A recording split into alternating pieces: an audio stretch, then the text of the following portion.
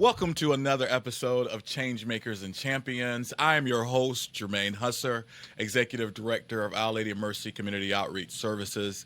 I am indeed excited today as I have an old friend with me today, Mr. David Burt, who I've known for over 20 plus years. And so, David, welcome to our podcast today, brother. Thanks for having me, man. This is exciting, and I'm so glad that you do this. This is great.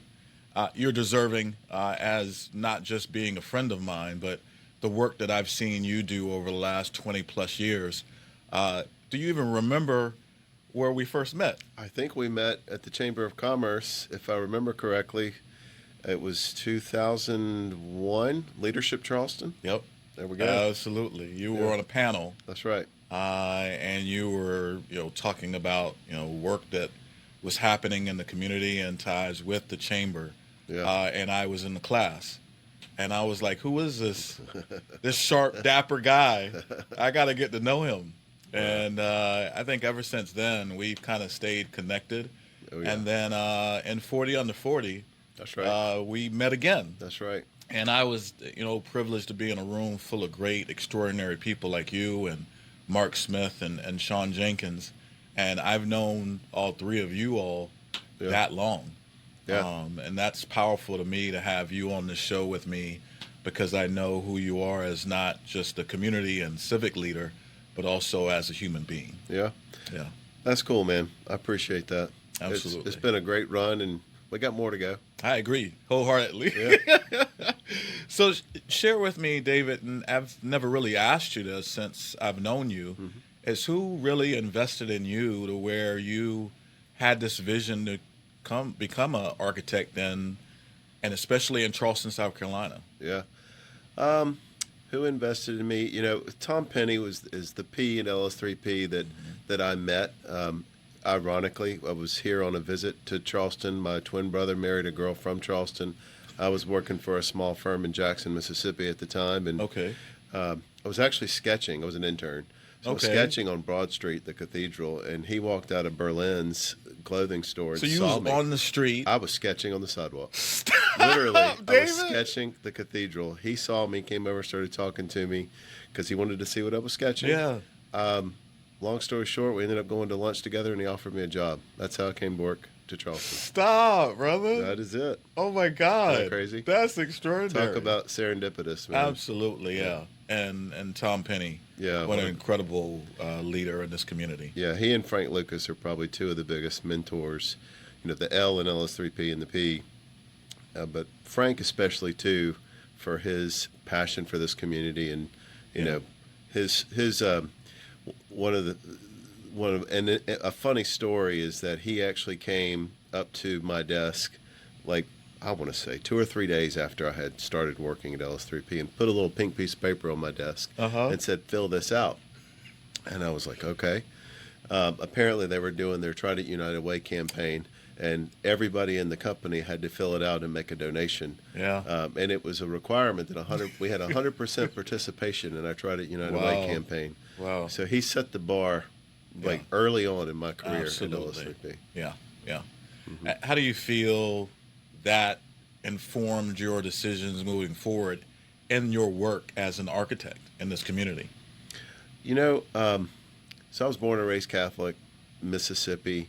We actually had a mission there that was in Mexico. So I used to go to Mexico, had a priest, Father Quinn, they call him the Mother Teresa of Mexico. Okay. He was a big influence on my life. And so I think doing church architecture early and getting to know that was I thought that was the direction of my mission. Yep. Getting here, I think it transferred. I'm still doing work with the Catholics. I'm on the board for Carolina Catholic Professionals, and I love working with you at Our Lady of Mercy. And, obviously that was a Catholic mission of sorts as well. It continues today.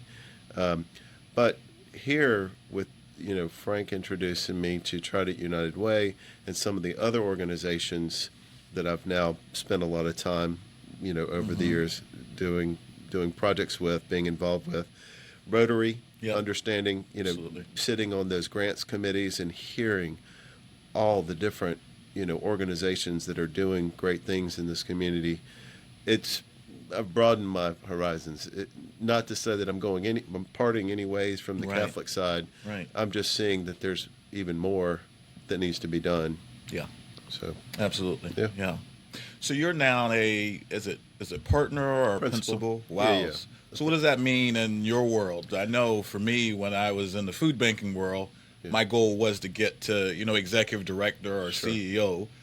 Is that the top of the, food chain or? So at an architecture firm, the principal is a partner, same kind of, they were interchangeable. Yeah. But basically, they're responsible for making sure that the projects that you're working on as a firm, the ones you are the principal on, keep the client happy, keep the project team engaged, make sure it stays on track, stays on schedule. You're responsible for those projects. And my focus now is more on hospitality-related projects.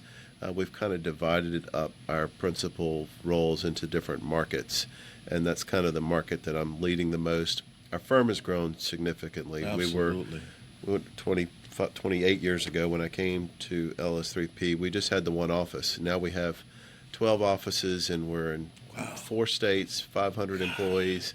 So it's a bigger animal, and I'm trying to help the other offices as well, not just Charleston. So it gets me out doing a little bit more than absolutely than just focus on sitting Charleston. in the office in Yeah. Charleston. Yeah, Yeah. absolutely. So That's incredible Yeah. and extraordinary, David. And I would say that 28 years ago, yeah.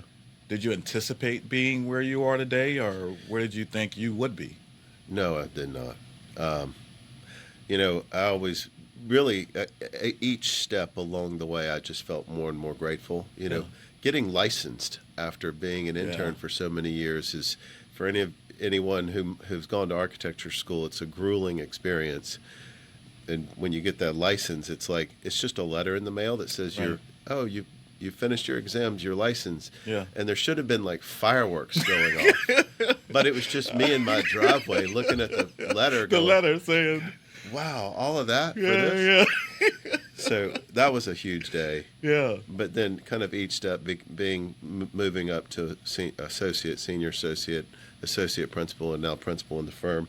Each step has just been special and great. And then being a part of the growth of the firm over those years, from a single office to 12 offices, and impacting not just this Charleston community, but the region, and in Right. some ways the nation. Right. It's huge. It's Yeah. very impactful. yeah. So. That takes a tremendous amount of also vision and leadership, Oh, yeah. David. And I would say that since I've known you, you've been a visionary, you've been a leader, not only in the community, but also the reason why I love you is that I've had the chance to see this even in your own home, Yeah. as a leader in your own home. Yeah. You've been a man of faith. And so when you talk about the evolution of your career and your own journey, share with me a little bit about how you feel faith has kind of weaved in there and helped you become the man you are today that I've seen and known. Yeah.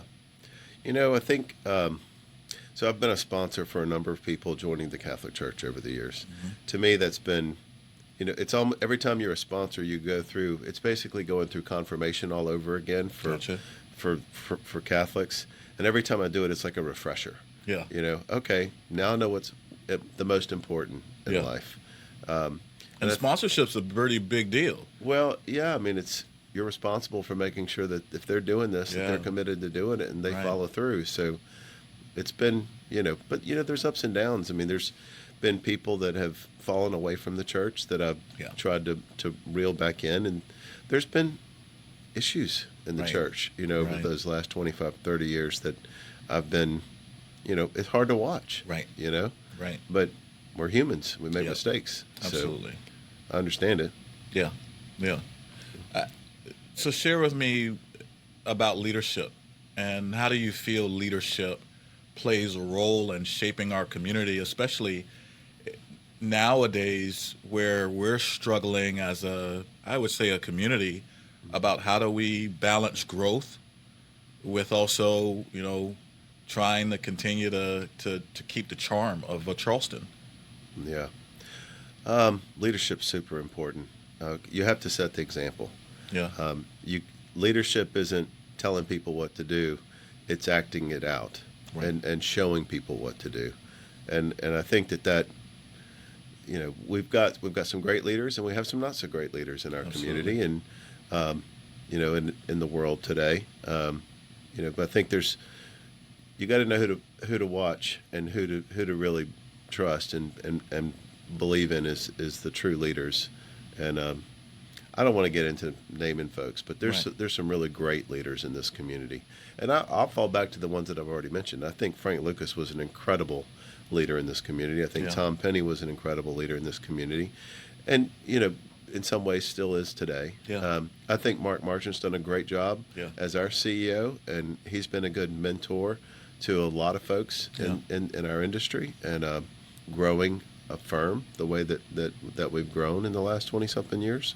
So, but the other leaders, you, for example, the leaders that are involved in helping this community, I think of Marion Platt, dude. I mean, Star Gospel Mission, that guy super dude. Yeah. Before we continue, here's a quick message on how you can get involved.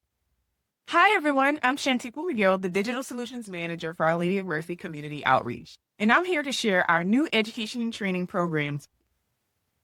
Our new digital skills offerings will include Computer Basics 101, Google Workspace Essentials, Intro to AI workshops, as well as AI Essentials for Everyday Life. If you're interested in attending or bringing one of these workshops to your organization, check out our website at olmoutreach.org. Yeah. I mean, but all of the organizations that are doing good things in this community. I think the biggest problem we have right now is housing and affordability. Absolutely. I think we have created that golden goose here, and everyone heard about it, and they're all here capturing it, and there's not enough You people. had a hand in that. God, I know. I didn't mean, we built this thing, and it's great, but it's also, making it real hard. My daughter just graduated from college. She interviewed for a job, and they asked her, what she wanted her salary to be, and she said enough to be able to live in Charleston. Yeah. And I thought that was a powerful response. Absolutely. Because it's not an affordable place right now. Correct. Yeah. So we got to fix that somehow. Yeah. So, with the work that you've done in our communities, surrounding area, what's one project that you feel, as you talk about the essence of Charleston, changed you as an architect? What's one project? I can't say one. I'll say two. Okay. So I think the most... Give us more content. Okay. Yeah. We like to. One of them was the Jasper, and the other one is the diocese. Gotcha. So we did the chancery, the main offices, which has also got a retreat center and a chapel for the Catholic Diocese of Charleston. It's at the end of Orange Grove Road. It's a beautiful campus, and it was just an incredible opportunity, and just loved working. At that time, it was Bishop Guglielmoni who was the bishop. And I got to know him pretty well, and it's just to create a space like that at that time they were kind of spread out all over the city, right, in little offices, and he wanted them all in one space. Absolutely. And it was a good way to get the leadership of the Catholic Church in one location, and he's able. It was just a great project to work on. So that one, I think, from my Catholic background, that would be the most impactful. Yeah. But as far as making an impact in the community, the whole process of designing and constructing the Sergeant Jasper was it was one of those projects where I would go to Rotary and people would come up to me and be upset at me about even being involved in the project. And I'm like, you don't understand. We're going to make a beautiful building. And it's going to be, something you're going to be proud of. And a lot of those people have come up to me afterwards, many years later, and you're right. This is a great project. Yeah. So. Yeah. And it leads to, and for me, I had to wrap my own head around it until I started working with you, is that, architecture is not about buildings. It's about people. That's right. And too often, people look at you as you're building buildings, but in essence, you're actually transforming lives. Yeah. Yeah. Absolutely. I mean, I was talking to somebody the other day. I presented to the WAJIBA, which is the West Ashley James Island Business Association. Yeah, we visited once. Yeah, Yeah. it's a good group, but they're doing this series now where they're asking people to talk about the history of their firms, and it's companies that started in Charleston, like Gotcha. and that have grown and trying to tell the story. So I told them kind of the story of LS3P and its foundings in the 60s and 70s and how it transferred in 70s, 80s all the way up till today.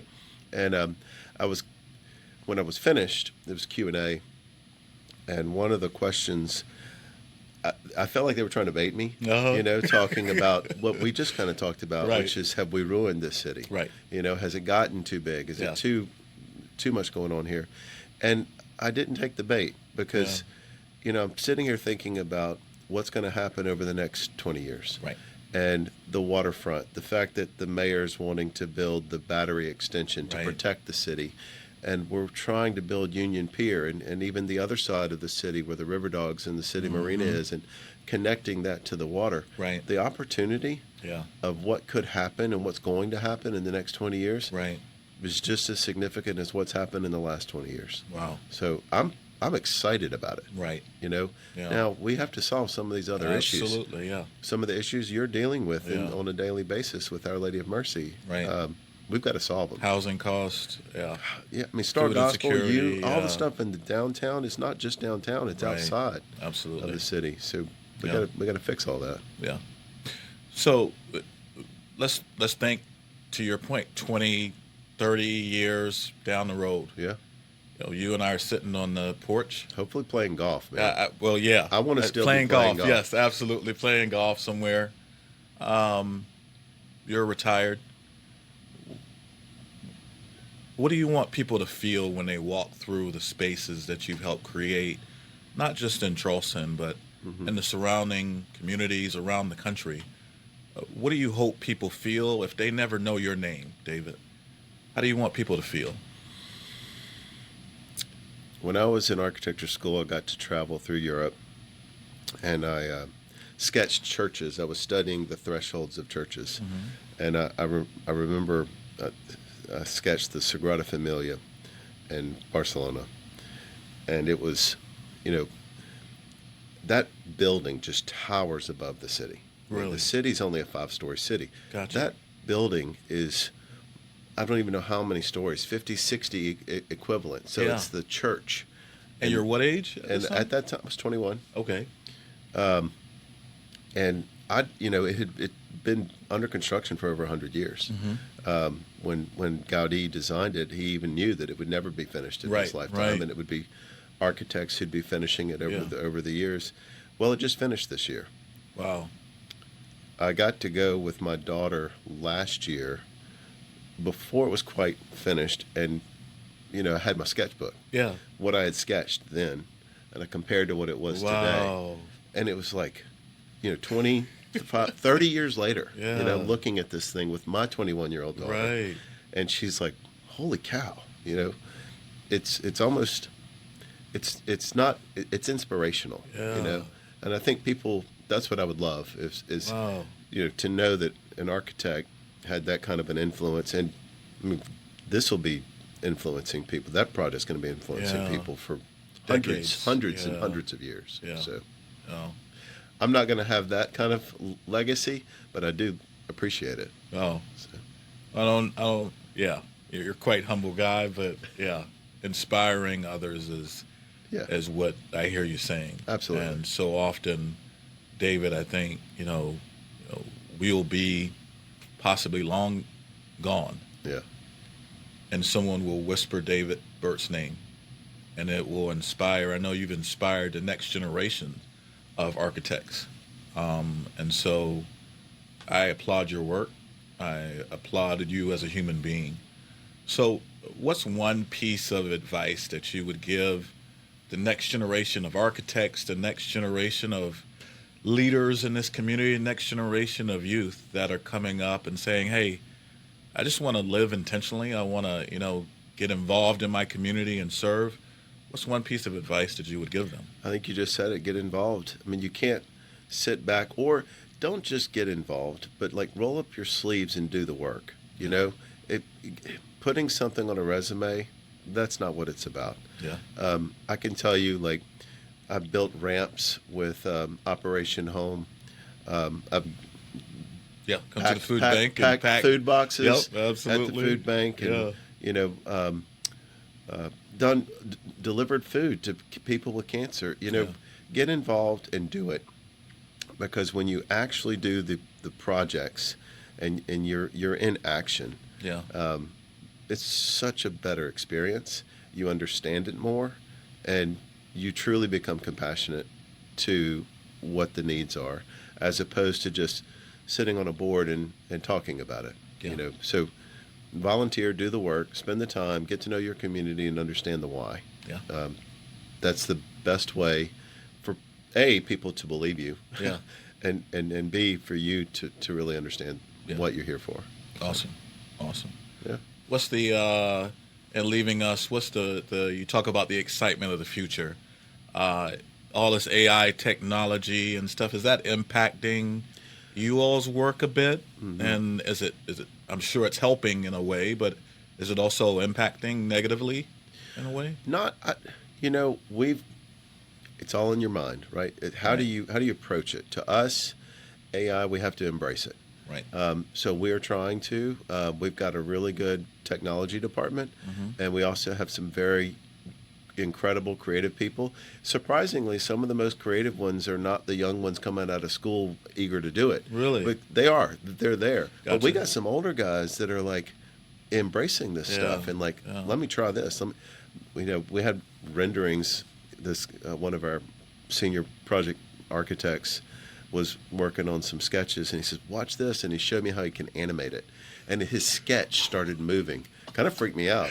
But I'm like, that is so cool. Absolutely. Like, he's creating a rendering that's now got animation to it. I kept thinking of that video, Take On Me by AHA, where the sketch comes to life. Absolutely. And I'm like, all right, that's pretty cool, man. Let's do this. That's wild. So I'm just excited about it. Yeah. Again, I don't think we should, see it as something we should be scared of. We should figure out how to embrace it. How to embrace it, yeah. Awesome. David Burt, thank you for joining us for Changemakers and Champions. You are truly a change maker in our community, and I'm honored to have known you these 20-plus years as a friend and as a partner in this work. You're working with us now to help support Our Lady of Mercy. You worked with a project several years ago at Neighborhood House, and so we thank you for living your values and living our values as an organization. Great. We love you, brother. Love you too, man. Yeah. Thanks for having me. Absolutely. That's cool. Thank you, David. Thank you for joining us for another chapter of Changemakers and Champions. Again, we wanted to create this for our neighbors to be seen, who are giants in our community, who are making a difference. And so keep making a difference. And as David said, just jump in and get it.